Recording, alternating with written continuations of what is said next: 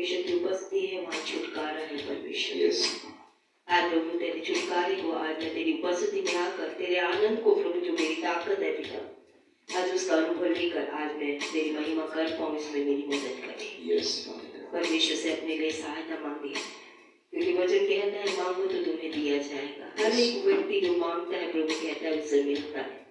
आज मांगे प्रभु मुझे आपके पास आने का अनुभव दीजिए पिता। मुझे प्रभु आज आपके इस छुटकारे का अनुभव दीजिए पिता, आपकी भलाई का अनुभव दीजिए मेरे पिता। आपने अपने वचन में कहा मैं तेरे पास आऊंगा तो तू मेरे पास आएगा प्रभु। आज मुझे तेरे पास आने में मेरी मदद और सहायता कर प्रभु की आज्ञा है इस समय पे।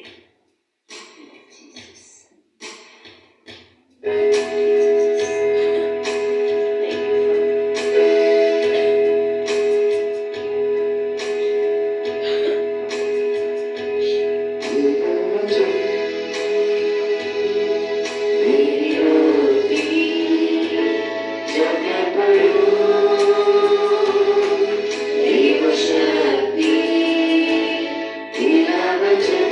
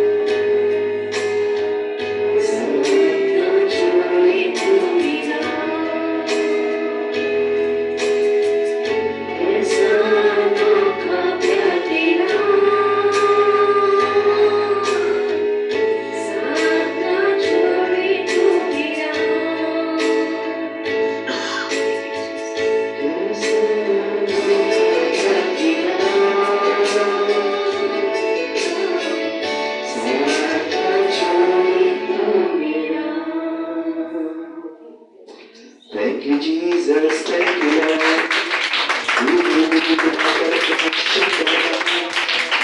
धन्यवाद करते हैं परमेश्वर इस गाने के लिए। धन्यवाद करते हैं परमेश्वर। Thank you, Jesus. Thank you, Lord. Thank you, Father God. Thank you, Jesus. Thank you, Lord. Thank you, Jesus. वचन कहते हैं उसके आंगनों में प्रवेश करूंगा धन्यवाद के साथ, उसके फाटकों में प्रवेश करना है धन्यवाद के हृदय के साथ, और उसके आंगनों में हम स्तुति करते हुए प्रवेश करें। आइए तालियों के साथ हम परमेश्वर की आराधना करें, उत्साह के साथ, हिम्मत के साथ घोषणा करते हुए परमेश्वर की आराधना करें। इस समय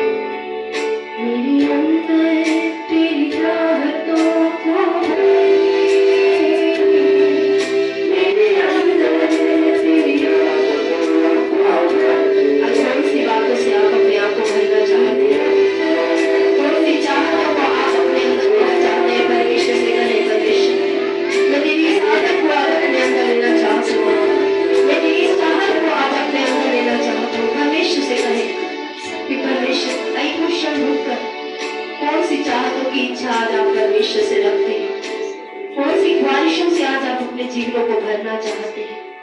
कौन सी आदतों को आज आप अपने अंदर लाना चाहते हैं? परमेश्वर को बताएं कि परमेश्वर तेरी इस आदत को मैं आज अपने अंदर देखना चाहता हूँ, तेरी इस चाहत को आज मैं अपने अंदर देखना चाहता हूँ। परमेश्वर तेरी आज इस ख्वाहिश को मैं अपने जीवन में, अपने विचारों में, अपने आचरण में, अपने व्यवहार में देना चाहता हूँ।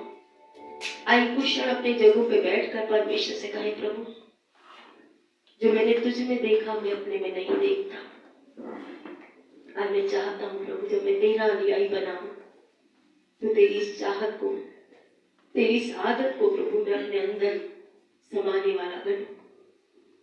मेरी आदतों में प्रभु आज ये बातें लिखी तो तेरी आदतों में थी, प्रार्थना करने की, अपने लोगों को मार्गदर्शन करने की आदत पिता, पिता की इच्छा को पूरा करने की आदत, अपनी इच्छा को त्यागने की आदत, अपनी योजनाओं को त्यागने की आदत तुझ में थी प्रभु, आज मुझने भी दी।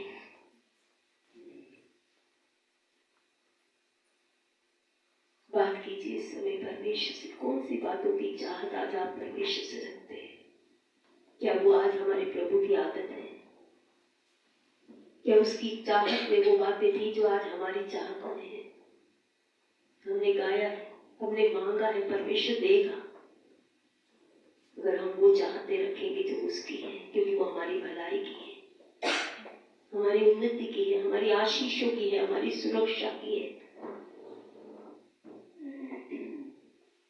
सच्चे जीवित पिता मदद कर पिता, अपने पश्चाताप के योग्य हम फल दिखा सके पिता। आज वो अंजीर का पेड़ ना बने जिसमें पत्ते तो थे लेकिन फल नहीं थे प्रभु जी। आज जिन फलों की कामना आप हमसे रखते हैं पिता, हमें वो फल उत्पन्न करने में मदद कीजिए मेरे पिता, क्योंकि आपने कहा मेरे पिता की महिमा इस बात से है कि तुम बहुत फल लेकर आओ। आज आपकी महिमा प्रभु जिन बातों से होती है पिता, आज वो फल हमें उत्पन्न होने वाले बने मेरे प्रभु जी। आपका प्रेम, आपका आनंद, आपकी शांति पिता, धीरज, कृपा, भलाई, विश्वास, नम्रता और संयम की आत्मा के फल हमें दीजिए मेरे पिता, ताकि इनसे भरकर प्रभु हम आपके राज्य को बढ़ा सके पिता परमेश्वर। आज हमारे विश्वास की घटी, हमारे प्रेम की घटी पिता, आज हमारी शांति की घटी पिता परमेश्वर, और ये आत्मिक फलों की घटी जो हमें आज आपकी इच्छा को पूरा करने से रोकती है पिता, आज उसकी भली पूरी आपसे मांगते हैं मेरे प्रभु जी।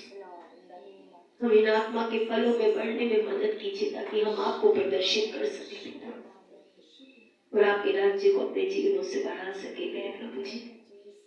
धन्यवाद के साथ अपने जीवन को, कलीसिया को आपके हाथों में सौंपते पिता। उपस्थित हर एक जीवन जो ऑनलाइन के माध्यम से इस समय आने वाले समय पे पिता, सबको यीशु के नाम में आप आत्मा के फलों से आशीषित कीजिए पिता। धन्यवाद के साथ अपने जीवन को, कलीसिया को आपके अनुग्रह के हाथों में सौंपते हुए ये सारी प्रार्थना उठाकर यीशु मसीह के नाम से मांगते हैं, आमीन। आप सभी का एक बार फिर से विक्टर फैमिली सेंटर कलीसिया में स्वागत करते हैं इस समय पर। इससे पहले कि संडे स्कूल के बच्चे संडे स्कूल के लिए जाएं, मैं रिक्वेस्ट करूंगी बेटी तनुष्का से कि वो प्राणों के लिए, प्रार्थना के लिए हमारी अगुवाई करेंगे। प्रार्थना में बेटी कैरिस से रिक्वेस्ट करूंगी वो ऑफरिंग बॉक्स को आगे रखेंगे, ताकि आप में से जो लोग अपने दान, दसवां, विश्वास प्रतिज्ञा जो लाए हैं इस समय आप प्रभु के आगे रख सकते हैं उन्हें।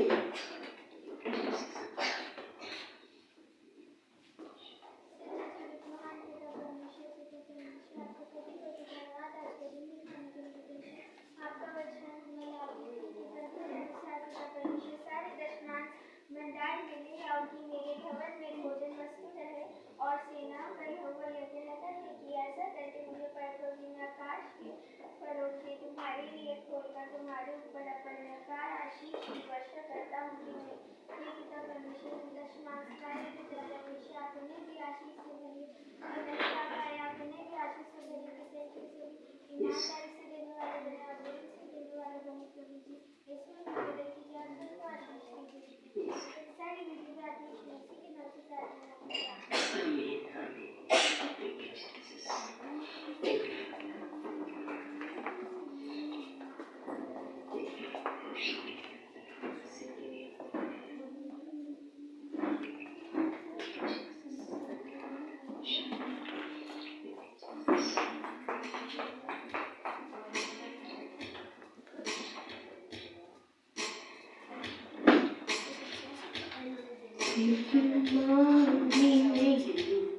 सिर्फ लेनी ही नहीं,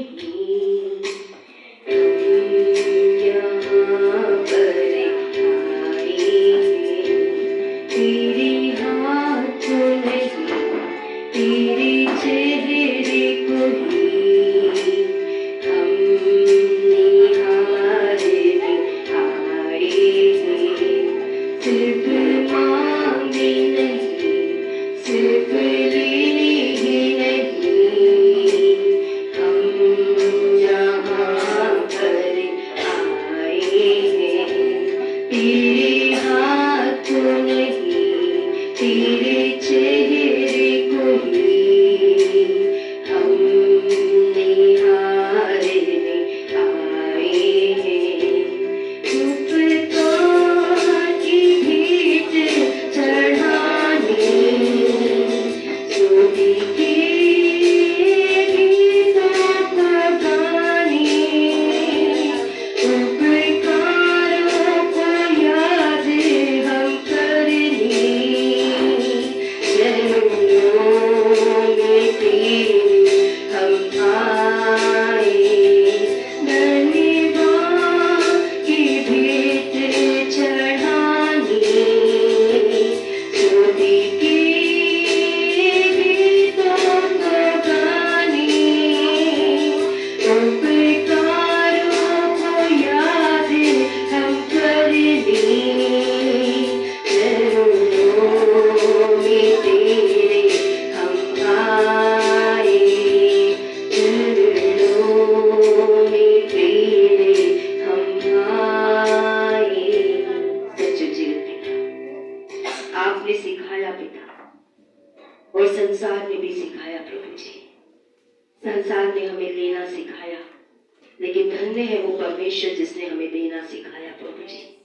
और कहा लेने वाले आशीषित नहीं, देने वाले आशीषित होते हैं पिता परमेश्वर। आज इन्होंने प्रभु अपने मन को आपको देने के लिए तैयार किया मेरे पिता, अपने दानों को, अपने 10वें अंशों को, अपने विश्वास भेंटों को पिता, आज यीशु के नाम से अपने वचन के अनुसार आप उन्हें आशीष देने वाले परमेश्वर है पिता, क्योंकि आपने कहा जो देता है उसे दिया जाता है मेरे पिता परमेश्वर। आज इन्होंने आपके घर के लिए दिया है पिता, आप उनके लिए अपने स्वर्ग के झरोकों को खोलकर अपने अपरंपार आशीषों से उनके घरों को, उनके बिजनेस, नौकरी, जो कुछ आपने उन्हें दिया है उसमें आशीष दीजिए पिता, उन्हें सुरक्षा दीजिए मेरे पिता परमेश्वर, ताकि आपका वचन जो अपने देने वालों से वायदा करता है, आपके लोग उस चखने को प्रभु जो आपने कहा चख कर देखो, हाँ प्रभु उस चख कर आपकी महिमा के और करने वाले बने पिता। धन्यवाद के साथ ये विनती प्रार्थना उद्धारकर्ता यीशु मसीह के नाम से मांगते हैं, आमीन। एक बार फिर से विक्ट्री फैमिली सेंटर कलीसिया में आप सभी का स्वागत करते हैं। संडे स्कूल के बच्चे संडे स्कूल टीचर के साथ जाएंगे इस समय पर 11:50 पे आप वापस आ जाएंगे, क्योंकि प्रभु भोज का समय उस समय होगा। तो आपसे रिक्वेस्ट है, कोशिश करिएगा 11:45 तक आ सके तो 11:45 तक आ जाइएगा, ताकि आप प्रभु भोज में शामिल हो सके। हमने एक सीरीज को शुरू किया है, प्रभु ने चाहा और अगुवाई रही तो पूरे साल हम इस सीरीज को कंप्लीट करने की पूरी कोशिश करेंगे, क्योंकि इसमें पूरी निर्गमन की पुस्तक है। निर्गमन की पुस्तक पढ़ना बहुत महत्वपूर्ण है, क्योंकि ये बहुत सी बातें मसीह विश्वासियों को सिखाती हैं, जिसे हम सभी को सीखने की और समझने की आवश्यकता है। पिछले हफ्ते हमने सीखा था कि मूसा के जीवन से हमने सीखना शुरू किया था, सारी बातों में मैं नहीं जाऊंगी। ये जो पॉइंट था जो हमने सीखा था कि जब परमेश्वर बात करता है तो हमें ध्यान देने की आवश्यकता है।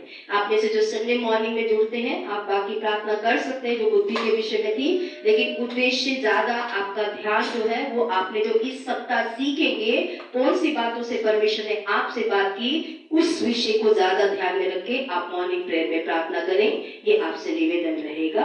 बाकी बुद्धि वाले हम फिर से उपवास प्रार्थना में जब जाएंगे पूरे साल हम उसे याद रखेंगे, उसे हमें छोड़ना नहीं है, जो परमेश्वर ने इस साल के लिए हमसे बुद्धि देने की बात की है। ठीक है, तो आज जो हमने पिछले हफ्ते देखा था कि मूसा अपने ससुर की भेड़ बकरियों को चरा रहा था, झाड़ी को उसने हर पर्वत पे उसने क्या देखा कि झाड़ी जो है वो जल रही है लेकिन भस्म नहीं होती, और उसने क्या किया, अपने भेड़ बकरियों को छोड़ा और उसने कहा मैं ये चीज देखूंगा कि आग तो जल रही है लेकिन वो झाड़ी टूट नहीं रही, भस्म नहीं हो रही, क्योंकि जैसे जैसे लकड़ी जलती है वो अपने आप टूटती है, लेकिन ऐसा नहीं हो रहा था।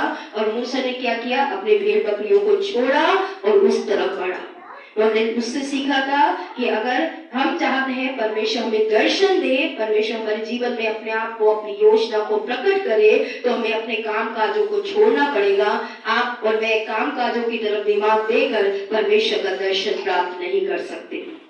तो ये बहुत जरूरी है। जो लोग परमेश्वर का दर्शन चाहते हैं, परमेश्वर के मन को सुनना चाहते हैं, उनके लिए पहली बात जरूरी है कि काम काज को एक तरफ रखकर, जैसे प्रभु ने कहा, जब तू प्रार्थना करे तो टीवी चला के नहीं, मोबाइल साथ में रखकर नहीं, ठीक है, पानी का अलार्म लगाकर नहीं, ठीक है, सब बातों को अलग हटाकर दरवाजा बंद कर और अपने पिता से प्रार्थना कर। तेरा पिता जो तुझे गुप्त में देखता है वो तुझसे बात जरूर करेगा।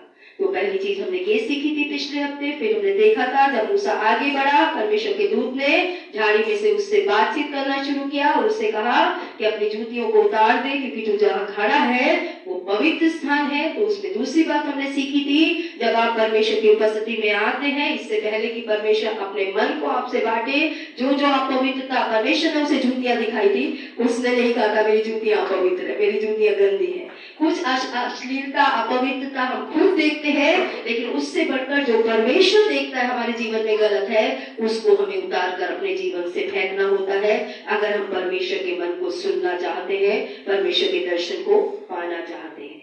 फिर हमने देखा था इसके साथ तीसरी बात क्या थी, अगर आपको याद हो तो, परमेश्वर ने कहा मैंने अपने लोगों के दुखों को देखा है, समस्या को देखा है, मैंने उनके दुखों पे चित्त लगाया है, मैं नीचे उतर आया हूँ और मैं तुझसे बोल रहा हूँ, तू जाकर मेरे लोगों को छोड़ा। ठीक है, तो परमेश्वर ने उसको, अपने मन को उसके साथ में बांटा। वो लोग दिखाए परमेश्वर ने। मूसा ने कितने लोग देखे थे? 2 लोग देखे थे जो लड़ रहे थे। मूसा को 6 लोगों का दर्द नहीं मालूम था कि 6 लाख लोग, ये तो बाइबल बताती है ज्यादा थे, वहां से पुरुषों की गिनती है, लेकिन 6 लाख लोग जो दुखों में करहा रहे थे, परेशान हो रहे थे। मूसा ने उन दर्द को नहीं देखा, लेकिन परमेश्वर ने उस दर्द को देखा। आज चाहे दर्द हमारे जीवन के हो, चाहे हमारे पड़ोसियों के हो, चाहे हमारे रिश्तेदारों के हो, चाहे हमारे दिल्ली वासियों के हो, किसी भी व्यक्ति का दुख आप और मैं शायद ना देख पाए। हम उनके कपड़े देखते हैं, हम उनका पहनावा देखते हैं, हम उनकी नौकरी देखते हैं, उनकी एजुकेशन देखते हैं, उनके बड़ी बड़ी बातों को देखते हैं, लेकिन उनके मन के अंदर चलने वाले दुखों को सिर्फ परमेश्वर देखता है। और वही परमेश्वर आपको दिखा सकता है जब आप ये 2 कदम परमेश्वर की ओर बढ़ाते हैं। लेकिन यहाँ पे हम देखते हैं मूसा को परमेश्वर ने इतना सब कुछ दिखाया, लेकिन उसने 4 बहाने बनाए परमेश्वर के आगे। आज उन बहानों में हम अपने आप को देख सकते हैं, अगर देखना चाहें कि क्या हमारे जीवन में भी यही बहाने हैं जो परमेश्वर हमसे बातें करता है, तो ध्यान से सुने। नंबर 1 जो पहला बहाना उसका था, निर्गमन 3:11 में उसने कहा, तब मूसा ने परमेश्वर से कहा, मैं कौन हूँ जो फिरौन के पास जाऊं और इसराइलियों को मिस्र से निकाल लाऊं। यहाँ नहीं लिखा, लेकिन मुझे लगता है जब 2 भाई आपस में लड़ रहे थे तो उसमें से एक ने कहा था तू है कौन। तो सबसे पहला सवाल तो उसके अंदर ये था कि पहले मुझसे पूछा गया था तू कौन है भाई जो आ गया हमारे बीच में अपने आप को लीडर दिखाने या अपने आप को न्यायी दिखाने के लिए। तो उसके मन का पहले सवाल ये था कि पहले लोगों ने पूछा तू कौन है, अब तू अभी भी वही सवाल मुझसे करेंगे कि तू है कौन।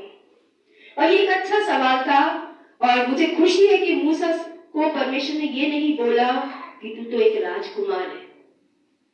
परमेश्वर ने उसे ये नहीं बोला कि तुम बहुत अच्छे दिखते हो। मूसा ने परमेश्वर को ये नहीं बोला तेरे अंदर एक लीडर की क्वालिटी है। परमेश्वर ने ये सब कुछ नहीं बोला, बल्कि मूसा को समझने दिया कि तुम कुछ भी नहीं हो। अगर हम समझते हैं हम बहुत कुछ है, तो परमेश्वर हमारे जीवन से काम नहीं कर सकता। अपनी नाकाबिलियत, अपना कुछ ना होना कि हम लोगों को नहीं बचा सकते, हम लोगों को नहीं बदल सकते, हम लोगों को नहीं सुधार सकते, हम लोगों के जीवन को गलत चीजों से नहीं हटा सकते, ये सबसे पहली चीज है जो हमें समझने की आवश्यकता है।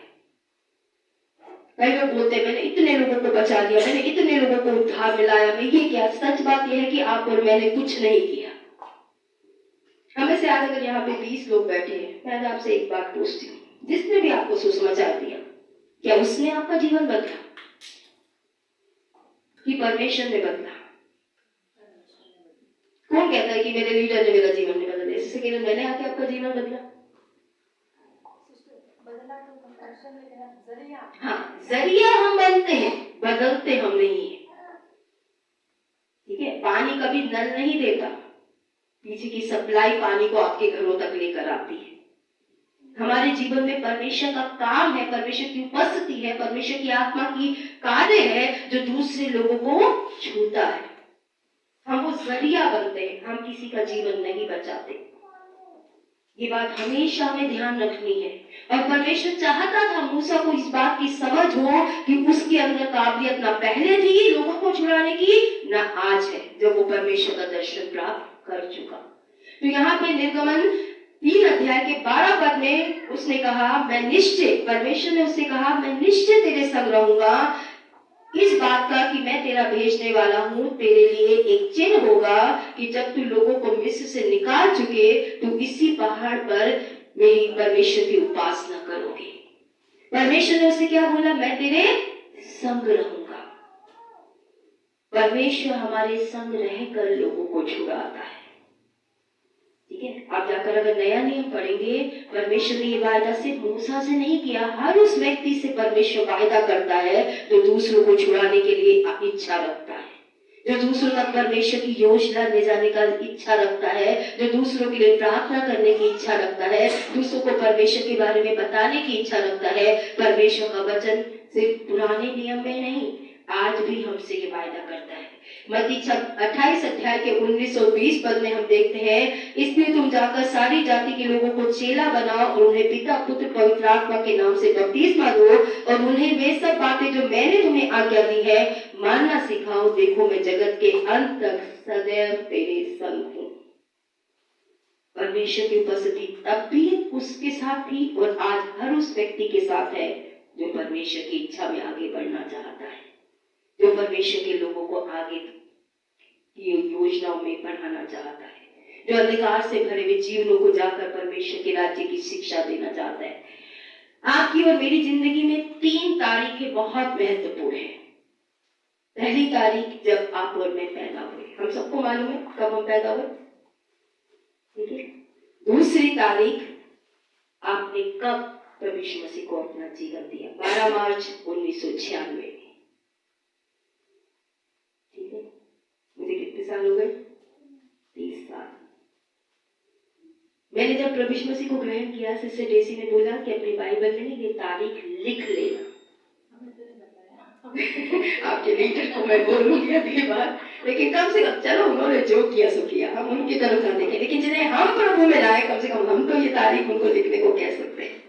हम करेंगे ना, ठीक है। चलिए छोड़िए, किसी की कमियों की तरफ ना देखकर हम क्या कर सकते हैं। मैं हमेशा कहती हूँ जो बीत गया उसे इरेज कीजिए, नई कहानी लिखिए प्रभु की महिमा के लिए, ठीक है। क्योंकि बीता हुआ कुछ भी आप हटा नहीं सकते, ठीक है। आप बीते हुए कल में कुछ बदल नहीं सकते, आने वाले कल में बहुत कुछ कर सकते हैं। जो पीछे मुड़ के देखते हैं वो आगे नहीं चलते, इसलिए प्रभु ने सिखाया आगे चलना सीखना, पीछे को भूलो, ठीक है।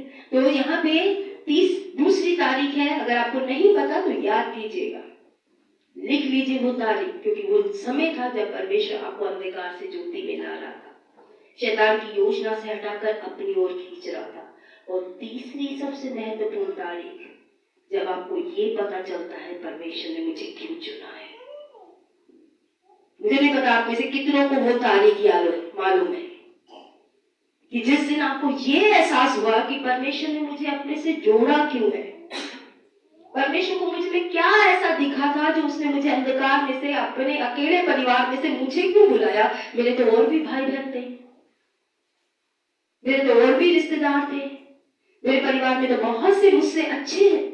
मेरे पति कभी कोई भी बात करते हैं तो वो कहते हैं मैंने तो परमेश्वर से बोला मेरी बहन इतनी बात होनी है, इतना बात करने वाली है, इतना सोशल है, उसको चुन लेते, मेरे से ज्यादा प्रचार कर देती। परमेश्वर में तो बात करने में भी आज भी हेजिटेट करता हूँ।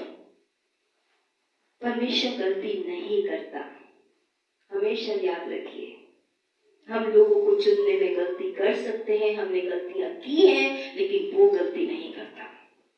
उसने आपको चुना है क्योंकि आप में कुछ खास देखता है जो सिर्फ आप ही पूरा कर सकते हैं, लेकिन हमने अभी तक वो खास नहीं देखा खुद में जो परमेश्वर हमें देखता है। हमें से किसी का भी रंग रूप एक जैसा नहीं है, हमें से किसी का बैकग्राउंड एक जैसा नहीं, चाहे हम पंजाबी ही क्यों ना, मैं उसे सेकिन अलग अलग है, दोनों पंजाबी बैकग्राउंड से नहीं, हम दोनों अलग है, ठीक है। हमारी भाभी पुष्पा भी, वो भी अलग है, क्योंकि हम तो एक ही उससे रिश्तेदार है आपस में, लेकिन फिर भी हमारे अनुभव, हमारी सोच, हमारा व्यवहार, हमारी एजुकेशन, हमारा ब्रॉटअप सब कुछ अलग है। लेकिन परमेश्वर ने हमें चुना है क्योंकि वो चाहता है अपने मन को आप पे प्रकट करना। अगर आपको नहीं पता कि परमेश्वर ने, आज भी हमें जो लाइफ ग्रुप के लेसन चल रहे हैं उसमें भी हम कह रहे हैं, आप परमेश्वर से पूछिए परमेश्वर ने आपको क्यों चुना है। और एक चीज जिसके लिए परमेश्वर ने हर विश्वासी को चुना है, जिसमें से कोई नहीं कह सकता परमेश्वर ने मुझे इस बात के लिए नहीं चुना, वो है दूसरों को सुसमाचार प्रचार करना। ये आज्ञा हर एक विश्वासी के लिए है। आप ये नहीं कह सकते कि मुझे नहीं चुना।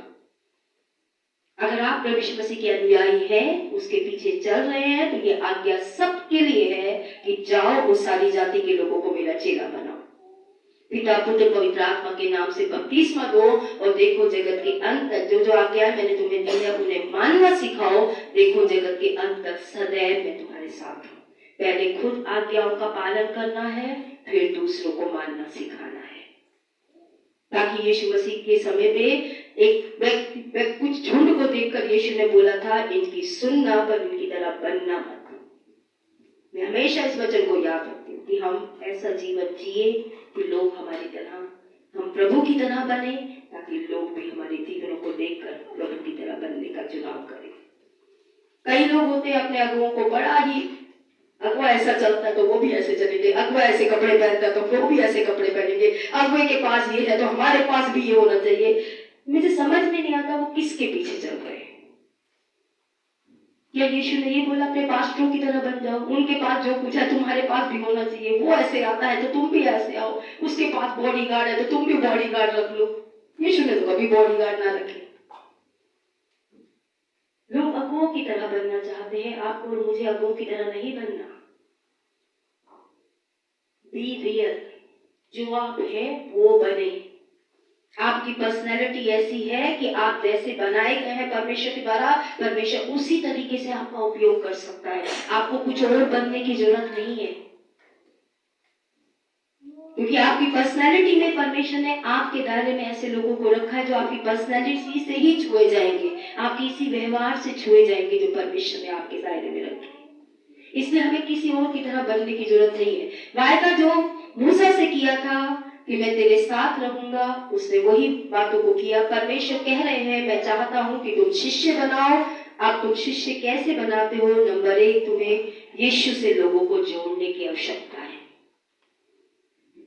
याद रखिए, कलीसिया में लाना अच्छी बात है, लेकिन कलीसिया में व्यक्ति आकर यीशु को जाने के लिए जरूरी नहीं होता है।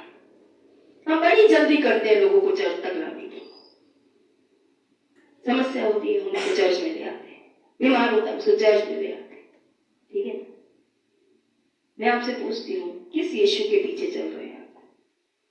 लोग यीशु के पास लाते थे ना, आराधनालय में तो नहीं ले जाते थे बीमारों को। आपने बाइबल में पढ़ा, यीशु मसीह के समय पे लोग आराधनालय में लेके जा रहे थे कि यीशु के पास ला रहे थे, जहां यीशु था। बाइबल कहती है, जहां 2 या 3 मेरे नाम से इकट्ठे होते हैं वहां प्रभु होता है। आपके जीवन में परमेश्वर की उपस्थिति है, लोगों को यीशु से जोड़िए। मैं चर्च में लाने के खिलाफ नहीं हूं, चर्च से जोड़ने के खिलाफ भी नहीं हूं, क्योंकि यीशु मसीह कलीसिया को लेने के लिए आएगा, लेकिन वो जहां है वहां उन्हें पहले परमेश्वर से जोड़िए। अपने से मत जोड़िए कि वो आपकी जरूरतों को पूरा करते रहे। कई बार मैंने ये भी देखा है कि लोग लोगों को इसलिए प्रभु के पास आते हैं ताकि उनकी जरूरतों को वो पूरा कर सके, प्रार्थनाएं करवा के, ये करके वो करके। ये हमारा उद्देश्य नहीं है। यीशु मसीह क्रूस पे मनुष्य को मनुष्य से जोड़ने के लिए नहीं, मनुष्य को परमेश्वर से जोड़ने के लिए बलिदान हुआ। और हमारी जिम्मेदारी है लोगों को धर्म ना दे, हम लोगों को जीवन दे जो यीशु देने के लिए आया। ये हमारी जिम्मेदारी है। परमेश्वर आपके लिए बड़ी योजना रखता है। उसकी योजना ये नहीं है कि संडे संडे आप बस यहाँ आते रहे, 4 आटा खा गीत गाते रहे, वचन सीखते रहे, कभी चाय पानी खाते रहे और जाते रहे, बस यही प्लान है परमेश्वर का। ये बहुत छोटी सोच है आपकी और मेरी। परमेश्वर के पास आप सभी के लिए एक बहुत बड़ी योजना है। और उस योजना को वो ही पूरा कर सकता है जो परमेश्वर के मन को समझता है। कलीसिया में आना गलत नहीं है, आराधना करना गलत नहीं है, परमेश्वर के लोगों की संगति करना गलत नहीं, कुछ भी गलत नहीं है, लेकिन मुख्य बात ये नहीं है, मेन उद्देश्य ये नहीं है परमेश्वर का हमें उद्धार में लाने का। साथ साथ में हम कैसे लोगों को परमेश्वर से जोड़ें, तो जो परमेश्वर का तरीका था वही तरीका अपनाएं।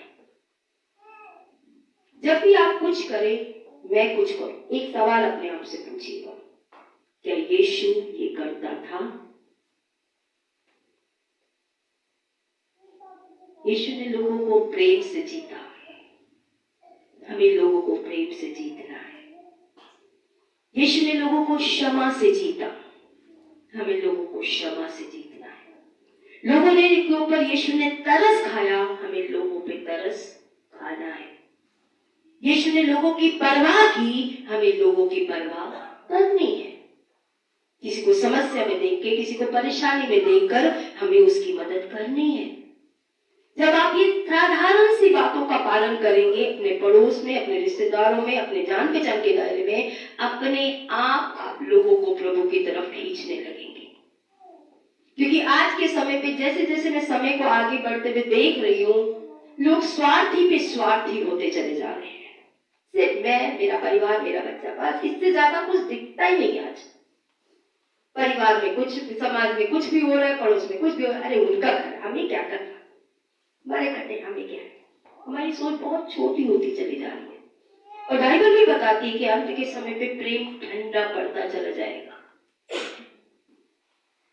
और मुझे दुख है कि ये संसार का तरीका कलीसियाओं में भी आज एक घुन की तरह काम करने लगा है।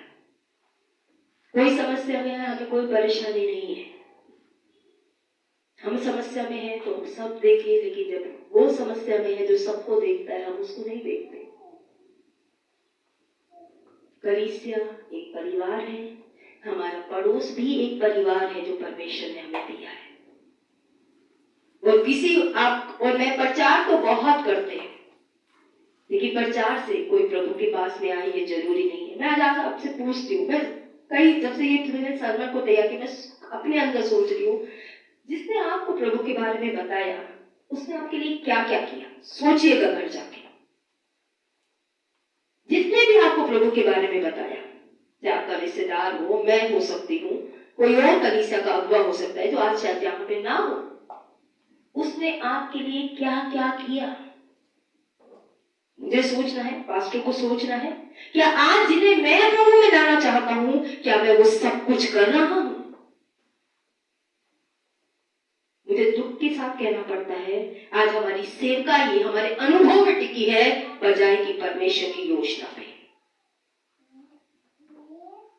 उन अगुओं ने विश्वास से हमारे जीवन में काम किया और परमेश्वर ने हमारे मन को बदला।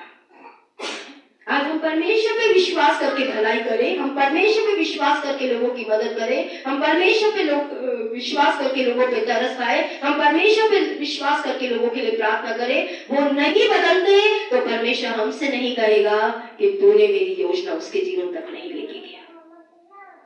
हम लोग क्या करेंगे, अभी हम इस विषय पे देखेंगे कि लोग क्या करेंगे, उस पर ज्यादा ध्यान देते हैं, हमारे अनुभव को ज्यादा ध्यान देते हैं, लोग बेवकूफ बनाते हैं, लोग फायदा उठाते हैं। संसार तो भरा पड़ा है ऐसे लोगों से। मैं भी ऐसी थी, आप भी ऐसे थे, हम क्या अलग थे? लेकिन फिर भी किसी ने परमेश्वर के प्रेम को हम तक ले जाने का चुनाव किया। धन्य है वो लोग, आशीषित है वो लोग। एक बात का सुकून मेरे अंदर हमेशा रहता है, लोग चाहे मेरे साथ जुड़े रहे, चाहे मेरे से अलग हो जाए, मैंने जो उनके जीवन में परमेश्वर के राज्य को लेके गई हूँ, मरते दम तक नहीं भूल पाएंगे मुझे। आज आप लोगों को दान कर दीजिए, पैसा खिला दीजिए, चीजें दे दीजिए, वो आपको याद कुछ समय के लिए रखेंगे। लेकिन जिसने आपको प्रभु का राज्य दिया ना, आप मरते दम तक उसे नहीं भूल पाएंगे। और ये काम हमें करने के लिए परमेश्वर ने चुना है। वो व्यक्ति चाहे आपसे ना जुड़े, चाहे हमारी कलीसिया में ना आए, चाहे आकर चला जाए, कोई फर्क नहीं पड़ता। जिनमें भी मैंने परमेश्वर का राज्य बोया है, आखिरी सांस तक मुझे याद रखेंगे। और ये है मेरी परमेश्वर में आशीष। क्या आज मेरे पास ऐसे लोग हैं जो मरते दम तक मुझे याद रखे। आज जब तक लोगों से हमें फायदा मिलता है ना, हम तब तक ही लोगों को याद रखते हैं। जब फायदा मिलना बंद, तू कहाँ और मैं कहाँ। चलिए मूसा में वापस आते हैं। अगर हम प्रभु यीशु मसीह के पीछे चलेंगे, उसकी योजना को समझेंगे, तो हम आज अगर 12 हैं, 15 हैं, अगले साल 30 हो जाएंगे। मैं कहती हूँ चलिए ज्यादा मत करिए, एक ही पकड़ लीजिए कि 2026 में हम एक आत्मा पकड़ेंगे, एक व्यक्ति को उद्धार में लेकर आएंगे।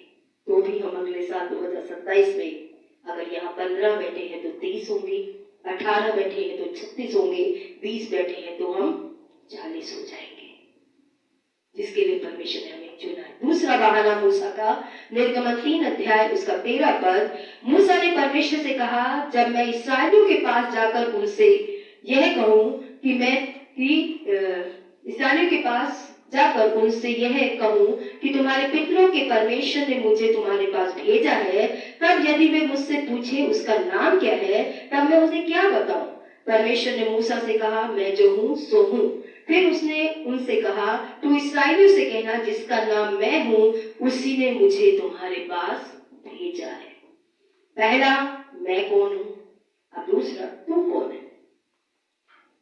ठीक है, मैं कौन हूं, तूने, मैं तो कुछ नहीं हूं, मैं समझ गया, लेकिन अब परमेश्वर चाहता है वो ये समझे कि परमेश्वर कौन है।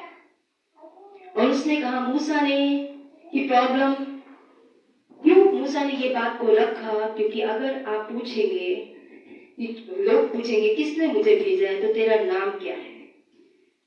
मूसा के सवाल के पीछे एक और कारण भी था कि मिस्र में बहुत सी चीजों की पूजा की जाती थी। जितनी प्रॉब्लम आई ना, अभी जब हम आगे बढ़ेंगे, वो हर एक चीज की पूजा करते थे। वो मेंढकों की पूजा करते थे, वो मक्खियों की पूजा करते थे, सारी चीजें जितने वो महामारियां अभी आप देखेंगे ना, सबकी पूजा की जाती थी मिस्र के अंदर। तो मूसा ने जब सवाल पूछा कि परमेश्वर अगर वो पूछे कि किसने हमें भेजा है, तो मुझे क्या बोलना पड़ेगा परमेश्वर। ऐसा माना जाता है जो फिरौन का हेलमेट था ना, सारे इन चीजों की उसमें तस्वीरें गड़ी मिली थी, सारों को अपने ऊपर देव देवताओं को सर पे लेके चलता था, जो उनके समय के थे।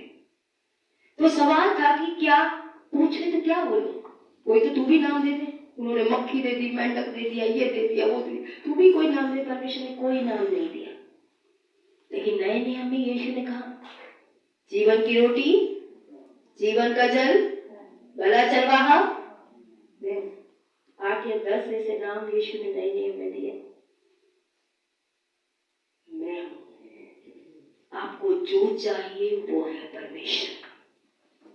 हमारे अनुभव प्रभु में आने के अलग अलग हैं, हम सभी के।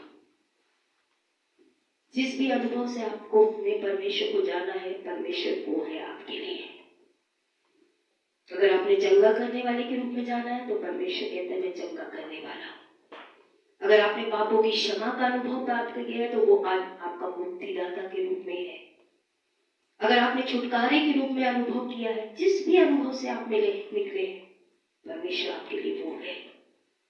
और बहुत सी बातें हैं जिससे परमेश्वर कहना चाहता है मैं सेल्फ सफिशिएंट हूं, मैं अपने आप में काफी हूं हर उस बात के लिए जो आपको चाहिए, जो लोगों को चाहिए। अगर उन्हें चंगाई चाहिए तो मैं हूं उनका चंगा करने वाला, उन्हें छुटकारा चाहिए तो मैं हूं उनका छुटकारा करने वाला, उन्हें आजादी चाहिए तो मैं आजादी कर देने के लिए आज हूं उनके साथ में। आप परमेश्वर से हर वो चीज मांग सकते हैं जो आज आपको परमेश्वर से चाहिए, वो आपको देगा, क्योंकि वो है। आगे हम पढ़ते हैं 15 पद से आगे पढ़ना। फिर परमेश्वर ने मूसा से यह भी किया, तू इस्राएलियों से कहना, तुम्हारे पितरों के परमेश्वर इब्राहिम, इसहाक और याकूब का परमेश्वर यहोवा ने उसी ने मुझे तुम्हारे पास भेजा है। देख सदा तक मेरा नाम यही रहेगा, पीढ़ी से पीढ़ी तक मेरा स्मरण इसी से हुआ करेगा। इसलिए आप जाकर इस्राएलियों के पुरनियों को इकट्ठा कर और उनसे कहे कि तुम्हारे पितरों के परमेश्वर इसहाक, याकूब, इब्राहिम के परमेश्वर यहोवा ने मुझे दर्शन दिया है।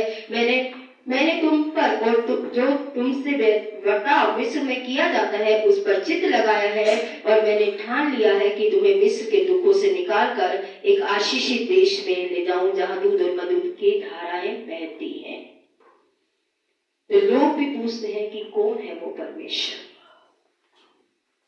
परमेश्वर ने क्या बोला? मैं इब्राहिम का, इसहाक का, याकूब का, मैं सदा का परमेश्वर हूं। यानी कि मैं आज आ गया एक नए परमेश्वर के रूप में बनकर। परमेश्वर सदा का परमेश्वर है।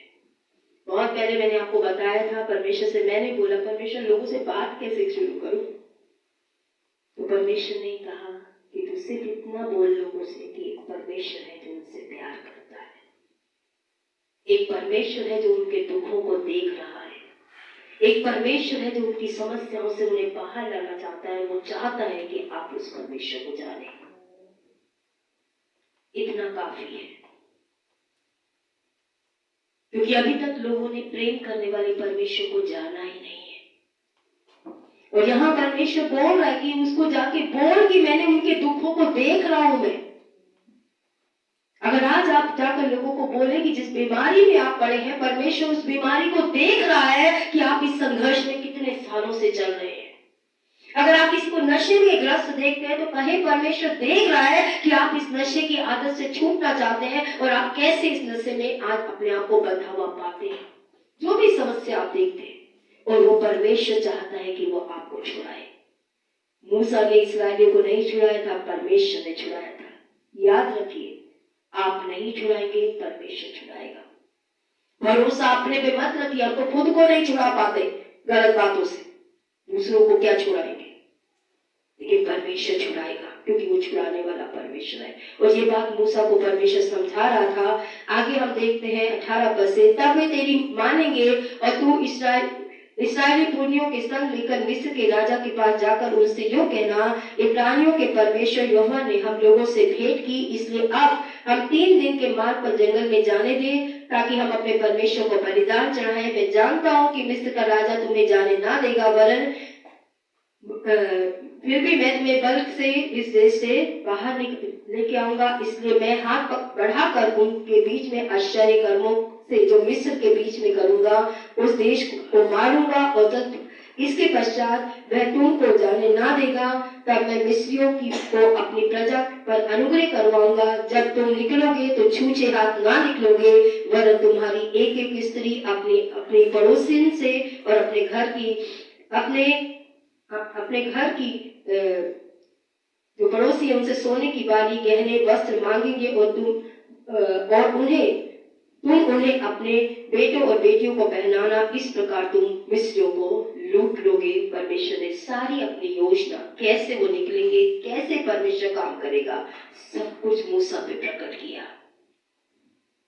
परमेश्वर छुड़ाएगा, परमेश्वर उनके जीवन में समस्याओं को लाएगा और उन्हें समस्याओं के बीच में से बाहर निकालेगा। आप देखना, कुछ समस्याएं मिस्रियों के साथ साथ इस्राएलियों ने भी भुगती थी। ठीक है, 2 या 3 समस्याएं ऐसी थी जो मिस्रियों पे जब आई तो इस्राएलियों पर भी आई। ऐसा नहीं था कि इस्राएलियों पे नहीं आई। कुछ समस्याएं परमेश्वर ने सिर्फ मिस्रियों पर ही डाली। परमेश्वर काम करता है तो कई बार वो लोग भी प्रॉब्लम में आते हैं, समस्या का सामना करते हैं, लेकिन उस समस्याओं से ना तो आप हारे ना उन्हें हारने देते। वो समस्या आएंगी, हम डिटेल में तब बात करेंगे। तीसरा बहाना मूसा ने 4:1 में दिया। उसने उत्तर दिया, वो मेरा विश्वास ही नहीं करेंगे। मैं उन्हें बोल भी दूं कि परमेश्वर है, मैं मान भी लूं कि तू उन्हें छुड़ाएगा, मेरी कौन सुनता है? सुनते ही नहीं है। हम तो बताते रहते पास्टर जी, वो तो सुनते ही नहीं है। मेरी प्रतीति ना करेंगे, वे मेरी ना सुनेंगे, वरन कहेंगे यहोवा ने तुझे दर्शन नहीं दिया। मूसा ने कहा, क्या होगा अगर वे मुझ पे विश्वास ना करें और मेरी बात ना सुने? सच बात बोलूं, जो लोग प्रचार नहीं करना चाहते, प्रभु के बारे में नहीं बताना चाहते, उनका तीसरा बहाना के पीछे एक बहुत बड़ा कारण है। पहला बहाना था मैं कौन हूं, दूसरा बहाना था परमेश्वर मैं क्या कहूं लोगों से, तीसरे बहाने का कारण क्या था? विफलता। हमें विफल होने का डर है। क्या हो अगर परमेश्वर उनकी समस्या ठीक ना करे?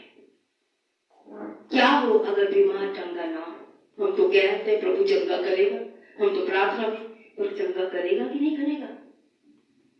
हमारे अंदर ये विफलता का जो डर है ना, वो हमें सुसमाचार प्रचार करने से रोकता है। और ये डर सिर्फ आपके और मेरे अंदर नहीं है, ये मूसा के अंदर भी था ये डर। इसलिए जब उसने बोला मेरी बात मानेंगे नहीं, ताकि परमेश्वर बोले हाँ ठीक है चल मैं किसी और को ढूंढता। कोई भी व्यक्ति जब सुसमाचार का इनकार करता है ना, यीशु मसीह ने खुद बोला कि उन्होंने तुम्हारा नहीं मेरा इनकार किया। हम उस बात से निराश ना हो कि लोग प्रभु के पास नहीं आ रहे, बल्कि हम ये विश्वास करें कि हमें उनके लिए और प्रार्थना करने की आवश्यकता है। अगर आज आपका परिवार सुसमाचार सुन चुका है और सालों बीत गया अभी भी मन नहीं फिराना चाहता, तो इसका मतलब आपको और उनके लिए प्रार्थना करने की आवश्यकता है, क्योंकि संसार के ईश्वर ने क्या कर दिया है, उनकी बुद्धि को अंधा कर रखा है। और लोग विश्वास करेंगे क्योंकि आपने और मैंने भी तो विश्वास किया ना। कोई मुझे और आपको देख के कह सकता था कि हम विश्वास करेंगे? कौन कहता है कि हाँ मुझे देख के आप कह सकते थे मैं प्रभु के पास आ जाऊंगी आसानी से? जैसे सकीरत की घर का वो दिन आज भी नहीं भूलती, जब मैंने नया नियम दिया था और इन्होंने अपने मंदिर में टीका लगाकर नए नियम को रखा हुआ था। मैं उनको शर्मिंदा नहीं कर रही, मतलब हम सभी ऐसे ही थे। मैं ये कहना चाहती हूँ, आप मत सोचिए कि आप जिन्हें बाइबल देंगे वो रखेंगे, वो भी अपने मंदिर में लगा देंगे। हम सभी ऐसे ही थे। लेकिन सुसमाचार में बाइबल में क्या है? सुसमाचार विश्वास करने वालों के लिए क्या है? परमेश्वर की सामर्थ है, और नाश होने वालों के लिए मूर्खता है। जो विश्वास करेगा वो आशीष पाएगा ही पाएगा। बाइबल कहती है जो विश्वास करेगा वो उद्धार पाएगा। और हमें परमेश्वर पे भरोसा करके इन सारी बातों को करने की आवश्यकता है। इसके बाद हम देखते हैं यहोवा ने मूसा से कहा तेरे हाथ में क्या है? वह बोला लाठी है। उसने कहा भूमि पर डाल दे। उसने अपनी लाठी को भूमि पर डाल दिया और वो क्या बन गई? सांप बन गई। मूसा के उसके सामने से भागने लगा। तब यहोवा ने मूसा से कहा हाथ बढ़ाकर उसकी पूंछ से पकड़ ले। वे लोग वृत्ति करेंगे, विश्वास करेंगे कि तुम्हारे पितरों के परमेश्वर अर्थात इब्राहिम के परमेश्वर, इसहाक के परमेश्वर, याकूब के परमेश्वर ने तुझे दर्शन दिया है। तब उसने हाथ बढ़ाकर उसको पकड़ा और तब वह उसके हाथ में फिर से लाठी बन गई। फिर यहोवा ने उससे कहा यह भी कहा अपना हाथ छाती पर रखकर ढांप। सो उसने अपना हाथ छाती पर रखकर ढांप लिया और फिर उसे निकाला तो क्या देखा कि हाथ कोढ़ के कारण हिम के समान श्वेत हो गया।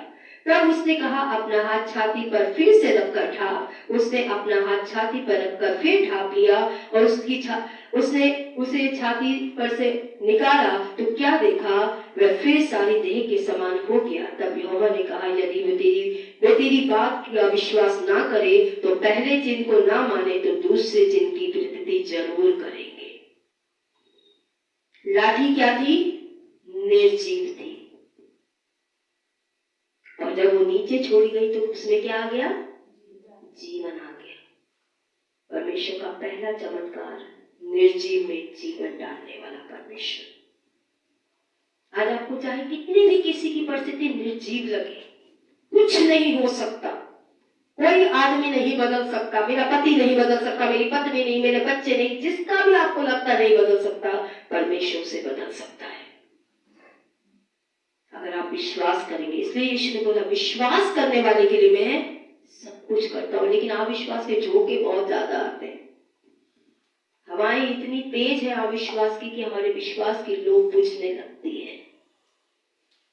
इसलिए एक जगह पे लिखा है तू मेरे दिए को जलाता है।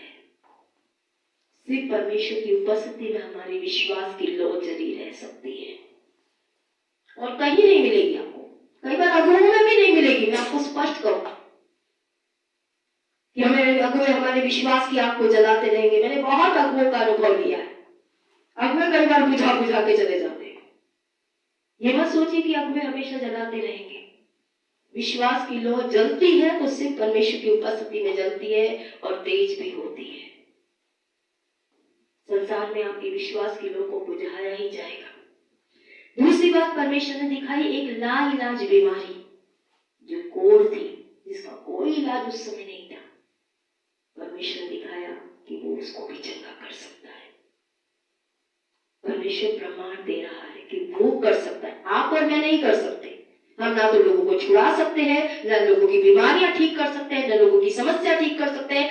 मैं और आप एक दूसरे के लिए कुछ नहीं कर सकते, लेकिन वो सब कुछ कर सकता है। इसलिए कहा जो कुछ मनुष्य के लिए असंभव है वो किसके साथ संभव है? परमेश्वर के साथ संभव है। आज आपको भरोसा विक्ट्री फैमिली सेंटर पे नहीं करना है, पास्टर पीटर पास्टर अर्चना पे नहीं करना है। आपको परमेश्वर उस परमेश्वर पे करना है जो कहता है विश्वास करेगी, पास्टर पे नहीं, परमेश्वर यीशु पर। तो ये बात हमें समझनी है। मूसा क्या कर रहा था? मूसा सीख रहा था कि परमेश्वर कौन है। वो राजाओं का राजा एकमात्र परमेश्वर है। ये बात मूसा को परमेश्वर सिखा रहा था। किसी ऐसी चीज की शक्ति जिसमें जीवन नहीं है वो जीवन बना सकता है। लाइलाज बीमारी को वो ठीक कर सकता है। और 9 पद में यदि वे इन चीजों का भी विश्वास ना करे या प्रति ना करे या तेरी बात ना माने तो नील नदी में से कुछ जल लेकर सूखी भूमि पर डालना और जो जल तू नदी से निकालेगा वह सूखी भूमि पे लहू बन जाएगा। जानते हैं वो नील नदी की भी पूजा करते थे, आज जैसे गंगा नदी की पूजा की जाती है। परमेश्वर ने बोला वो उसको भी बदल सकता है। और जब बदला गया ना, हर जगह का, सिर्फ नील नदी का नहीं, जितने पानी थे पूरे मिस्र के अंदर सब जगह लहू लहू था। परमेश्वर इतना सामर्थ्य है। परमेश्वर उसे आश्वासन दिला रहा था कि वो बदल सकता है चीजों को जिसे मूसा नहीं बदल सकता। चौथा बहाना, मूसा ने यहोवा से कहा मेरे प्रभु मैं बोलने में निपुण नहीं हूं, मैं बोलने में भद्दा हूं, ना तो पहले था ना जब तूने अपने दास से बातें करनी शुरू की। मैं तो मुंह और जीभ का भद्दा हूं। यहोवा ने उससे कहा मनुष्य का मुंह किसने बनाया है? मनुष्य को गूंगा और बहरा, देखने वाला अंधा, मुझ यहोवा को छोड़ कौन बनाता है? अब जा, मैं तेरे मुख के संग होकर जो बातें तुझे कहना हो मैं तुझे सिखलाता रहूंगा।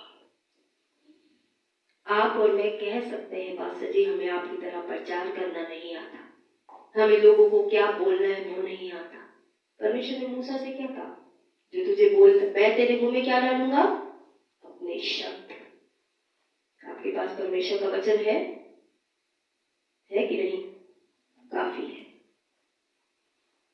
आप ये मत सोचिए टैलेंटेड, पढ़े लिखे, बड़े बड़े शब्दों का उच्चारण करेंगे, बड़ी बड़ी तौर तरीकों का, तिगड़ों का, कहानियों का, इसका उसका उपयोग करके हम लोगों का जीवन बदल देंगे। वो सब के सब व्यर्थ है क्योंकि उनमें जीवन नहीं है।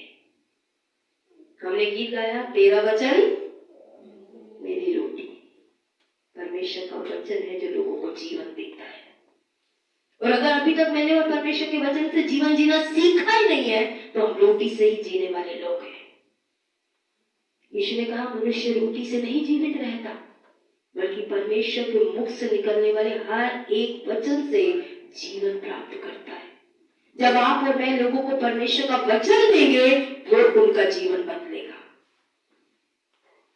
हाँ, हमें प्रेम दिखाना है, हाँ हमें दया दिखानी है, हमें परवाह करनी है, हमें उनसे जुड़ना है, हमें उन्हें मजबूत करना है, लेकिन बदलने वाले हमारे ना तो ये इनमें से एक भी काम उन्हें नहीं बदलेगा, सिर्फ परमेश्वर का वचन बदलेगा। कई लोग सब कुछ करते लेकिन वचन नहीं देते कभी भी। मेरे बचपन से लेकर 23 साल में मैंने प्रभु यीशु मसीह को ग्रहण किया। मैं बहुत क्रिश्चियन लोगों के बीच में उठी रहती, लेकिन उनमें से एक भी नहीं था जिसने मुझे परमेश्वर का वचन दिया। खिलाया पिला बहुत, क्रिसमस में बुलाते थे, केक, इडली, ये ना वो बनाना चाहिए, बहुत कुछ साउथ इंडियन मेरे दायरे में रहे, बहुत खिलाया पिलाया। आज हम लोगों के साथ बहुत अच्छा व्यवहार करते हैं, दोस्ती पालते हैं, ये करते हैं, वो करते हैं, जाने क्या क्या करते हैं लोगों के साथ, लेकिन अपने उनके जीवित रहते और अपने जीवित रहते क्या हमने परमेश्वर का वचन उनको दिया? जो सबसे महत्वपूर्ण है।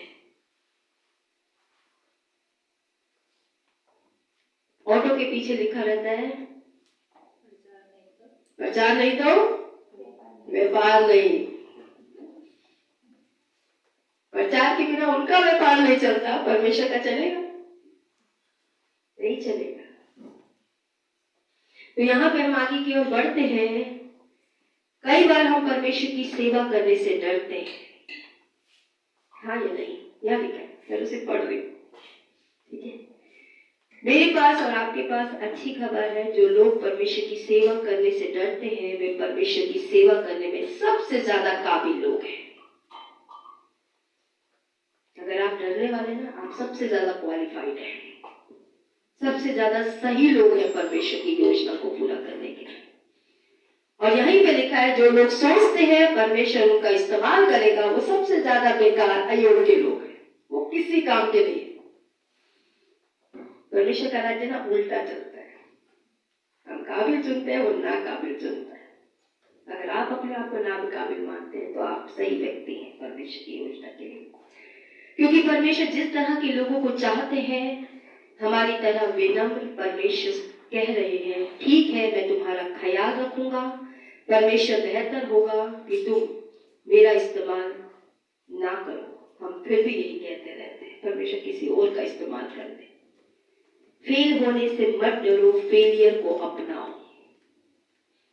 परमेश्वर क्या कहना चाहता है? मूसा से भी यही कह रहा था, आपसे मुझसे भी कह रहा है, विफलता से डरने की जरूरत नहीं है। जानते हैं हम लोग क्यों आगे नहीं बढ़ते? क्योंकि हमें विफलता का डर है।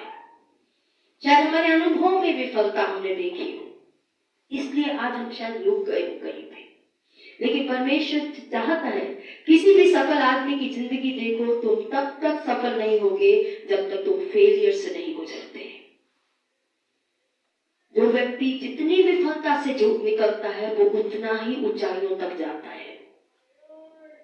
और जिस व्यक्ति ने विफल होने के डर से कोशिश करना छोड़ दिया, वो कभी आगे नहीं बढ़ेगा। आज अगर हम ठहर गए हैं ना, सेवा में, सुसमाचार में, प्रार्थना में, संगति में, जो भी कारण में आपको लगता है आप ठहर गए, क्योंकि आपने विफलता का अनुभव किया है, तो आप कभी आगे नहीं बढ़ पाएंगे। लेकिन विफलता के अनुभव से सीख कर, समझ कर और बुद्धिमान बनकर और अपने आप को बेहतर बनाकर, उन गलतियों को ना दोहराकर, विफलता का सामना करने वाला व्यक्ति वही बातें दोबारा नहीं करता। उसने अगर देख लिया कि 2 को 1 से मिलाने पर ये खराब होता है, दोबारा 2 को 1 से नहीं मिलाएगा, क्योंकि उसने अपनी गलती से सीखा कि मैंने जब ये कदम उठाया, इसका नतीजा ये निकल के आया। अगर मेरे ज्यादा बोलने से प्रॉब्लम हुई तो मैं आगे से ज्यादा नहीं बोलूंगा। क्यों आज मैं यहाँ पे हूँ, क्यों मैं ठहर गया हूँ? उस गलतियों को अनुभव बनाइए, सीढ़ी बनाइए आगे बढ़ने की, बजाय कि वही रुककर अपने आप को और नीचे धकेले। आपको और मुझे परमेश्वर विफलताओं से इसलिए निकालता है ताकि हम और समझदार बने। हमें रुक जाने के लिए नहीं परमेश्वर विफलता से निकालता। आप और मैं समझे कि हाँ, हम यहाँ गलत थे, हमें ये गलत बातों को छोड़ना है, इन गलत आदतों को छोड़ना है, इस गलत तरीके को छोड़ना है और वचन के अनुसार अपने जीवन को बनाते चले जाना है। तो ये नहीं कि वचन को तोड़कर अपने जीवन को बनाइए। पौलुस कहता है, जो बातें पीछे छूट गई उनको छोड़कर आगे की ओर बढ़ता हूं। पकड़ के नहीं चलते, पिछला भी भर ले, अगला भी भर ले, आप तो दबी जाएंगे। कुछ लोग से भरते रहते हैं, आपका घर ही कूड़ेदान बन जाएगा। आपको निकालना भी होता है। एक साइकोलॉजी में सुन रही थी और उसने कहा, अगर आपका घर भरा रहता है ना, तो ये आपके जीवन को दिखाता है कि आपने बहुत सी चीजों को अपने अंदर भर रखा है। और अगर आप निकालने वाले व्यक्ति हैं, तो ये आपके स्वभाव को दिखाता है कि जो बातें काम की नहीं है, बेकार की है, आप उन्हें निकालते रहते हैं। उनके साथ अपने मन को भर के, अपने जीवन को भर के नहीं रखते। ये एक स्वभाव है जो हमारे घरों में दिखता है, हमारे व्यवहारों में दिखता है। और आप कभी उन चीजों में जाते भी नहीं है, वो बोल रहे, सिर्फ रखना चाहते हैं उन यादों को, उन चीजों को, ताकि आप स्मरण कर सके कि हाँ, ये हुआ था।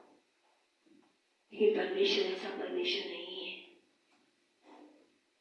परमेश्वर नई बातों का परमेश्वर है। इसलिए विफलता से निकलने से डरिए नहीं। यहाँ पे एक खिलाड़ी का एग्जाम्पल बोला गया है कि जीतने से पहले वो कितनी बार हारता है, तब जाके वो जीतता है। इसलिए कोई व्यक्ति को आप अगर बहुत ऊपर पे देख रहे हैं ना, वो बहुत सी विफलताओं से भी निकला होगा और आज वो वहां पे आके खड़ा है। मिनिस्ट्री में फेल होने से मत डरो। तुम देखो मूसा फेल हो गया और मैं सोच रहा था परमेश्वर मुझे कभी इस्तेमाल नहीं करेगा। मूसा को भी पता था, मैं एक बार तो गया था सब कुछ ठीक करने, लेकिन मेरे को तो किसी ने कुछ जगह ही नहीं दी। उसकी विफलता जो उसने पहले कोशिश की थी, वो उसकी आगे की योजना में रुकावट थी।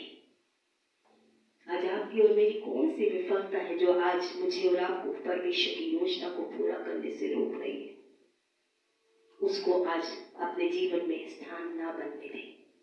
परमेश्वर कह रहे हैं, मूसा मैं तुम्हारा इस्तेमाल करूंगा। पहले वो खुद करना चाहता था, 2 ही लोग आंखों में थे। परमेश्वर ने उस मन को देखा, चाहे वो विफल हुआ, शायद आज 25 या 35 ही लोग थे। हाँ, हम विफल हुए कई बातों में, लेकिन आज परमेश्वर बोल रहा है, अब मैं तुझे 6 लाख लोग दिखाऊंगा अगर तू उठेगा तो। अपने अनुभवों को आज अब परमेश्वर की योजना को पूरा करने से मत रोकिए।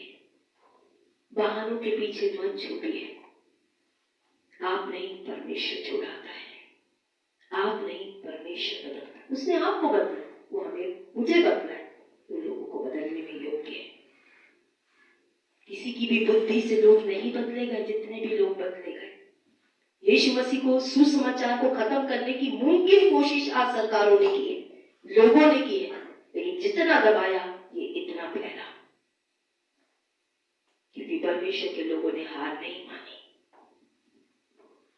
हम हारने वाले लोग नहीं है कलीसिया। छोटी मोटी मन मुटावों को एक तरफ हटाकर आप परमेश्वर की योजना के लिए एक होने का फैसला कीजिए। मिलकर हम कलीसिया के रूप में परमेश्वर के काम को पूरा करेंगे, क्योंकि जहां एकता है वहां आशीष है। बीते हुए कल को दफना दीजिए, ताकि आप और मैं मिलकर एक नए कल को परमेश्वर के राज्य के लिए खड़ा कर पाए। क्या आप तैयार हैं? परमेश्वर कह रहा है, मैं तेरा इस्तेमाल करूंगा, मैं अपनी योजना को तेरे जीवन से पूरा करूंगा। क्या आप करवाना चाहते हैं? क्या आप कहना चाहते हैं कि हाँ परमेश्वर मैं कुछ नहीं हूं, मैं अपनी काबिलियत जानता हूं कि मैं कुछ नहीं हूं, मैं जानता हूं कि तू मेरे साथ रहेगा, मैं जानता हूं कि निर्जीव जीवनों में तू जीवन जानेगा, मैं जानता हूं कि जहां कुछ नहीं से तू शून्य से सब कुछ बनाने वाला परमेश्वर है। मैं जानता हूं कि मैं तो मुंह में बोलता हूं, मैं तो कथा कहानियां चालाकियां बोलने वाला व्यक्ति हूं, लेकिन अब से मैं तेरा वचन लोगों को बोलूंगा, क्योंकि तेरे वचन में जीवन है। तेरा वचन लोगों की रोटी बनेगा। परमेश्वर अपने अनुभवों की धूल को झाड़िए आज और उस योजना के लिए हाँ कह दीजिए जो परमेश्वर ने आपके लिए रखी है। ये चुनाव आपके हाथ में है कलीसिया। मूसा ने 4 बहाने बनाए, परमेश्वर ने चारों का जवाब दिया। आपके और मेरे हर बहाने का जवाब है, पर क्या आप परमेश्वर को हाँ कहने को तैयार हैं? आइए अपनी आंखों को बंद करेंगे, अपने सरों को परमेश्वर के आगे झुकाएंगे। आज जहां परमेश्वर ने आपसे बात की है, याद रखिए मेरे और आपके अंदर कोई काबिलियत नहीं है, ये सिर्फ गीत नहीं है, कोई खूबी है ना लियाकत। बख्शो हमको अपनी ताकत। ये सच्चाई है कि हम सिर्फ एक मिट्टी के बर्तन हैं जिसमें उसने अपना खजाना रखा है, और वो चाहता है इस खजाने को आप दूसरों तक लेके जाए। काम वो करेगा, आपको नहीं करना। परमेश्वर जीवन बदलेगा, परमेश्वर लोगों के जीवन में काम करेगा। आपको अपने प्रभु का अनुसरण करना है, जिसने प्रेम किया, जिसने परवाह की, जिसने तरस खाया, लोगों ने फायदा उठाया फिर भी भलाई करता रहा। बाइबल कहती है वो जहां गया सबके साथ भलाई की, तभी उसके साथ भलाई करने वाला कोई नहीं था। क्या आप और मैं उसके अनुयायी बनेंगे कि चाहे कोई मेरी मदद करे ना करे, मैं वही करूंगा जो मेरा प्रभु कहता है, क्योंकि मेरा पूर्ति करने वाला वो है, मेरे नाम को ऊंचा करने वाला वो है, मुझे बढ़ाने वाला मेरे साथ है, तो मेरा विरोधी कोई नहीं हो सकता। क्या आज आप परमेश्वर को हाँ कहना चाहेंगे उसकी योजना के लिए। चुनाव कलीसिया आपके हाथों में है। परमेश्वर हमसे प्रेम करता है। उसने आपको चुनकर गलती नहीं की, क्योंकि आप में कुछ खास है जिसे परमेश्वर उपयोग करना चाहता है। आप में वो काबिलियत है जो परमेश्वर की इच्छा को पूरा कर सके। आप में वो योग्यता है जो परमेश्वर की बुलाहट को पूरा कर सके। ऐसे ही परमेश्वर ने आपको आपके बैकग्राउंड से नहीं चुना, आपके परिवार से नहीं चुना। आपको इतने उतार चढ़ाव के बावजूद दुख, समस्या, गरीबी, सब कुछ आपने सामना किया है, हर मुश्किल का आपने सामना किया है, फिर भी आपने जो परमेश्वर पे भरोसा किया है, आज परमेश्वर उस भरोसे को देख रहा है। कलीसिया बस वो चाहता है वो अपने अनुभव की धूल को आज झाड़ कर एक नए अभिषेक से परमेश्वर की योजना को पूरा करे। एक नए अनुभव के साथ कि प्रभु मैं आज से एक नया जीवन तेरे साथ शुरू करूंगा। जैसे लोगों ने मेरे जीवन में काम के लिए मेहनत की, मैं लोगों के जीवन में काम करूंगा। परमेश्वर अनुभव में नहीं, हर दिन ये याद रखूंगा कि मेरे अनुभव ने मेरे साथ क्या किया था, उससे याद करके प्रभु में सेवा करूंगा। आज वो नहीं जो लोगों ने मेरे साथ किया। चुनाव कीजिए कलीसिया, परमेश्वर आपको बुला रहा है। Thank you Jesus.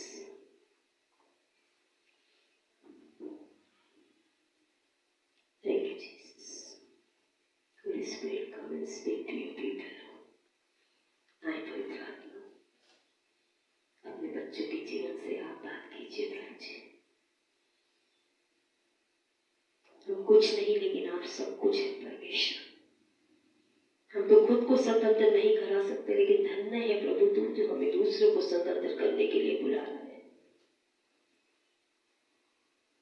धन्यवाद प्रभु, आपने कहा आप हमारे साथ रहेंगे।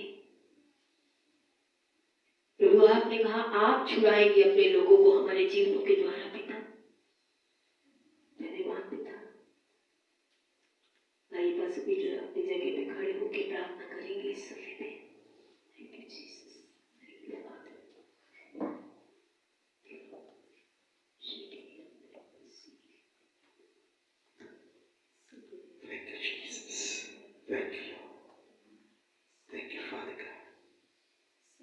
आइए हम परमेश्वर की उपस्थिति में खड़े होते हुए कहे, परमेश्वर आज मुझे हर बहानों से प्रभु आजाद कीजिए। परमेश्वर आज अगर हमने भी मूसा की तरह बहाने बनाए, परमेश्वर आज हमें हर उस बहाने से बाहर आकर परमेश्वर की सेवा के लिए पुकार रहा है। जैसे उसने यशाया को पूछा था, कौन जाएगा मेरे लिए, कौन मेरे वचन को उन जीवनों तक ले जाएगा जो आज टूटे और बिखरे पड़े हैं। आज परमेश्वर से कहे, प्रभु आज मुझे तैयार कर। परमेश्वर प्रभु मैं जाना चाहता हूँ परमेश्वर, इसलिए प्रभु कि मैं अयोग्य हूँ, फिर भी तू मुझे भेजना चाहता है। परमेश्वर आज तू मुझसे बात कर रहा है। परमेश्वर हर एक निराशाओं से मैं उठना चाहता हूँ। परमेश्वर हर एक विफलता के डर से उठना चाहता हूँ। परमेश्वर आज परमेश्वर से कहे, प्रभु मेरी पहचान के डर से, आज हर मेरी पहचान जो अब तक है परमेश्वर, आज मैं प्रभु बदलना चाहता हूँ। परमेश्वर जैसे मूसा की पहचान एक भगोड़ा थी, एक अपने ससुर की भेड़ों को चराने वाले के रूप में थी, उसने वो छोड़ी और परमेश्वर के सेवक के रूप में पहचाना गया, परमेश्वर के भविष्यवक्ता के रूप में पहचाना गया, सबसे बड़े अगुवे के रूप में पहचाना गया। आज प्रभु हमें भी अपनी पहचानों को बदलने में सहायता कीजिए। परमेश्वर आज हम एक विफल व्यक्ति की तरह नहीं परमेश्वर, आज प्रभु आपको हाँ कहने वाले अगुवे के रूप में पहचाने जाए। परमेश्वर आज परमेश्वर से बात करें, परमेश्वर मुझे आजाद कर। परमेश्वर हर उस डर से, हर उस शर्म से परमेश्वर, हर उस विफलता से परमेश्वर, हर उस निराशा से मुझे उठा परमेश्वर जिसमें आज मैं पड़ा हूं। परमेश्वर और परमेश्वर से कहे, प्रभु आज तूने कहा धर्मी जन 7 बार गिरेगा, तू उसको उठाएगा। परमेश्वर आज मुझे भी उठा परमेश्वर। प्रभु मुझे अपने जहां मैं पड़ा हूं वहां से उठाकर प्रभु तेरी सेवा के लिए प्रभु, आज तेरे सुसमाचार के लिए, आज लोगों को चेला बनाने के लिए परमेश्वर, आज लोगों को तेरे जैसा बनाने के लिए प्रभु, आज प्रभु नरक से बचाने के लिए प्रभु मुझे उठा, ताकि मैं भी प्रभु तेरे समान चेला बनाने वाला बन सकूं परमेश्वर, तेरे समान अगुवे खड़े करने वाला बन सकूं, तेरे समान प्रभु लोगों के अनंत जीवन को प्रभावित करने वाला बन सकूं परमेश्वर। आज प्रभु तूने मेरे जीवन के लिए महान योजना रखी है, आज मैं भी प्रभु तेरे साथ प्रभु उस महान योजना को पूरी करने के लिए समर्पण देता हूं। आज परमेश्वर से कह प्रभु, आज मैं साधारण जीवन जीने के लिए नहीं, प्रभु तेरे उद्देश्यों को पूरा करने के लिए हाँ कहता हूँ परमेश्वर। आज से प्रभु मैं आज प्रभु जैसे जीवन जीता आया वैसे नहीं प्रभु, जैसा तू चाहता है वैसा जीवन जीना चाहता हूँ। आज परमेश्वर को अपने जीवनों को सौंपे, परमेश्वर को कहे प्रभु आज जहां जहां परमेश्वर आपको दिखा रहा है आप गिरे हैं, आज परमेश्वर आपको उठाने वाला बन सके, क्योंकि वो उठाने वाला परमेश्वर है। उसने पतरस को डूबने नहीं दिया, उसने उठाया। आज वो आपको डूबने नहीं देगा, आज आपको भी उठाएगा। आज परमेश्वर को पुकारे, प्रभु को कहे प्रभु मैं इन बातों से उठकर तेरी बुलाहट को हाँ कहना चाहता हूँ, तेरे प्रभु आज उद्देश्य को, तेरी योजना को हाँ कहना चाहता हूँ प्रभु, तेरे अगुवेपन को हाँ कहना चाहता हूँ। आज प्रभु तेरे सपने को मैं प्रभु अपने जीवन में हाँ कहना चाहता हूँ। आज प्रभु उस बदलाव को हाँ कहना चाहता हूँ जो तू मेरे जीवन में लाना चाहता है, जो तू मेरी सोच में लाना चाहता है, जो प्रभु तू मेरी पहचान में लाना चाहता है परमेश्वर, जो प्रभु मेरे आज बोलने में लाना चाहता है, मेरे आज सोचने में लाना चाहता है, मेरे आज देखने में लाना चाहता है परमेश्वर। आज उस बदलाव को हाँ कहने के लिए मेरे मन को तैयार कीजिए। Thank you Jesus, thank you Lord, thank you father God, thank you Jesus, thank you Lord. ये हमारे स्वर्गीय पिता प्रभु, आज प्रभु हम सब जो आपकी उपस्थिति में खड़े हैं परमेश्वर, आज प्रभु अपने हाथों को उठाते हुए कहते हैं परमेश्वर प्रभु आज हमें बहाना बनाने वाला नहीं प्रभु, आज बहाने से उठकर प्रभु तेरी सेवा करने वाला, प्रभु तेरे उद्देश्य को पूरा करने वाला, तेरी योजना को प्रभु इस संसार में पूरा करने वाला एक अगुवा बना परमेश्वर, एक वो सेवक बना प्रभु, एक वो बेटा बेटी बना परमेश्वर जो तेरे उद्देश्य को हाँ कहता है और बाकी सब चीजों को ना कहता है परमेश्वर। आज प्रभु हमें वो पहचान बदलने में प्रभु सहायता कीजिए। आज हमारे डरों से हमें उठाइए, निराशाओं से उठाइए, बीती हुई बातों को भूल कर प्रभु आज यीशु मसीह के नाम से आज एक प्रभु हम नई कहानी, आज प्रभु नई दौड़ने वाले बन सके परमेश्वर, नई आज्ञाकारिता में चलने वाले बन सके प्रभु, नए समर्पण को देने वाले बन सके परमेश्वर। आज प्रभु एक नए सिरे से तुझसे प्यार करने वाले बन सके प्रभु और तेरी पहचान के द्वारा पहचाने जा सके परमेश्वर। आज प्रभु इससे पहले कि हम आज प्रभु मिट्टी में जाए या प्रभु तू हमें उठाए, आज प्रभु हमारी पहचान तेरे समान बनने वाली बन सके परमेश्वर। धन्यवाद करते हैं, विश्वास करते हैं आपने हमारी प्रार्थना सुनी, आप हमारे सोचने समझने मांगने से कहीं बढ़कर देने वाले परमेश्वर। विश्वास के साथ धन्यवाद के साथ ये सारी प्रार्थना यीशु मसीह के नाम से मांगते हैं, आमीन आमीन।